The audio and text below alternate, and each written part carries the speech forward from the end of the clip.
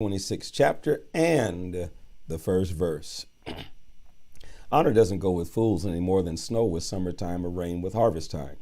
An undeserved curse has no effect. Its intended victim will be no more harmed than by, let's read that over, verse 2. An undeserved curse has no effect. Its intended victim will be no more harmed by it than by a sparrow or swallow flitting through the sky.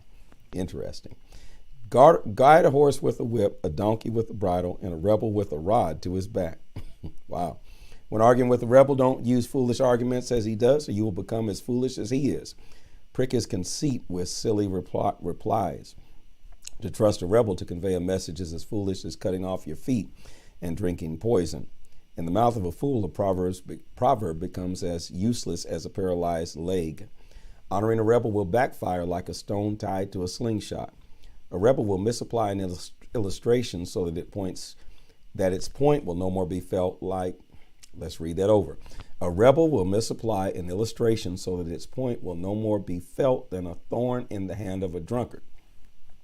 The master may get better work from an untrained apprentice than from a skilled rebel. As a dog returns to his vomit, so a fool repeats his folly. There's one thing worse than the fool, and that is a man who is conceited. The lazy man won't go out and work. There might be a lion outside, he says. He sticks to his bed like a door to his hinges. He is too tired even to lift his food from his dish to his mouth. Yet in his own opinion, he is smarter than 7 wise men. Yanking a dog's ears is no more foolish than interfering in an argument that isn't any of your business. A man who is caught lying to his neighbor and says, "I was just fooling," is like a madman throwing around firebrands, arrows, and death. Fire goes out for lack of fuel, and tensions disappear when gossip stops. A quarrelsome man starts fights as easily as a match sets fire to paper. Gossip is as a dainty morsel eaten with great relish. Pretty words may hide a wicked heart, just as a pretty glaze covers a common clay pot. A man with hate in his heart may sound pleasant enough, but don't believe him, for he's cursing you in his heart. Though he pretends to be so kind, his hatred will finally come to light for all to see. The man who sets a trap for others will get caught in it himself. Roll a boulder down on someone and it will roll back and crush you. Flattery is a form of hatred and wounds cruelly. Proverbs chapter 27.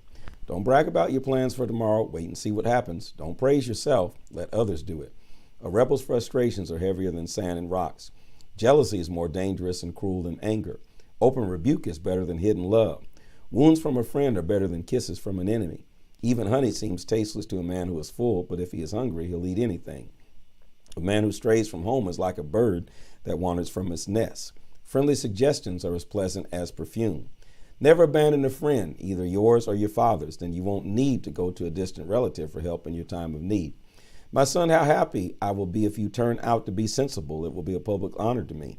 A sensible man watches for problems ahead and prepares to meet them. A simpleton never looks and suffers the consequences. The world's poorest credit risk is the man who agrees to pay a stranger's debts. If you shout a pleasant greeting to a friend too early in the morning, he will count it as a curse. A constant dripping on a rainy day and a cranky woman are much alike. You can no more stop her complaints than you can stop the wind or hold anything with greasy hands. A friendly discussion is as stimulating as the sparks that fly when iron strikes iron. A workman may eat from the orchard he tends. Anyone should be rewarded who protects another's interests. A mirror reflects a man's face, but what he is really like is shown by the kind of friends he chooses. Ambition and death are alike in this. Neither is ever satisfied. The purity of silver and gold can be tested in a crucible, but a man is tested by his reaction to men's praise. You can separate a rebel from his foolishness, though you crush him to powder. Riches can disappear fast, and the king's crown doesn't stay in his family forever, so watch your business interests closely. Know the state of your flocks and your herds, and there'll be lamb's wool enough for clothing and goat's milk enough for food for all your household after the hay is harvested and the new crop appears and the mountain grasses are gathered in. Proverbs 28. The wicked man flees when no one is chasing them, but the godly are as bold as lions. When there is moral rot within a nation, its government topples easily, but with honest, sensible leaders, there is stability. When a poor man oppresses those even poorer, he is like an unexpected flood sweeping away their last hope. To complain about the law is to praise wickedness. To obey the law is to fight evil. Evil men don't understand the importance of justice, but those who follow the Lord are much concerned about it. Better to be poor and honest than rich and a cheater. Young men who are wise obey the law. A son who is a member of a lawless gang is a shame to his father. Income from exploiting the poor will end up in the hands of someone who pities them. God doesn't listen to the prayers of those who flout the law. A curse on those who lead astray the godly, but men who encourage the upright to do good shall be given a worthwhile reward. Rich men are conceited, but their real poverty is evident to the poor. When the godly are successful, everyone is glad. When the wicked succeed, everyone is sad. A man who refuses to admit his mistakes can never be successful, but if he confesses and forsakes them, he gets another chance. Blessed is the man who reveres God, but the man who doesn't care is headed for serious trouble. A wicked ruler is as dangerous to the poor as a lion or bear attacking them. Only a stupid prince will oppress his people, but a king will have a long reign if he hates dishonesty and bribes. A murderer's conscience will drive him into hell. Don't stop him. Good men will be rescued from harm, but cheaters will be destroyed. Hard work brings prosperity. Playing around brings poverty. The man who wants to do right will get a rich reward, but the man who wants to get rich quick will quickly fail. Giving preferred treatment to the rich people is as clear case of selling one's soul for a piece of bread. Trying to get rich quick is evil and leads to poverty. In the end, people appreciate frankness more than flattery. A man who robs his parents and says, "What's wrong with that?" is no better than a murderer. Greed causes fighting. Trusting God leads to prosperity. A man is a fool to trust himself, but those who use God's wisdom are saved. If you give to the poor, your needs will be supplied, but a curse upon those who close their eyes to poverty. When the wicked prosper, good men go away. When the wicked meet disaster, good men return. Proverbs chapter 29. The man who is often reproved but refuses to accept criticism will suddenly be broken and never have another chance. With good men in authority, the people rejoice, but with the wicked in power, they groan. A wise son makes his father happy, but a lad who hangs around with prostitutes disgraces him. A just king gives stability to his nation, but one who demands bribes destroys it. Flattery is a trap. Evil men are caught in it, but good men stay away and sing for joy. The good man knows the poor man's rights. The godless don't care. Fools start fights everywhere, while wise men try to keep peace. There's no use arguing with a fool. He only rages and scoffs, and tempers flare. The godly pray for those who long to kill him. A rebel shouts in anger. A wise man holds his temper in and cools it. A wicked ruler will have wicked aides on his staff. Rich and poor alike in this, each depends on God for light. A king who is fair to the poor shall have a long reign. Scolding and spanking a child helps him to learn. Left to himself, he brings shame to his mother. When rulers are wicked, their people are too, but good men will live to see the tyrant's downfall. Discipline your son, and he will give you happiness and peace of mind.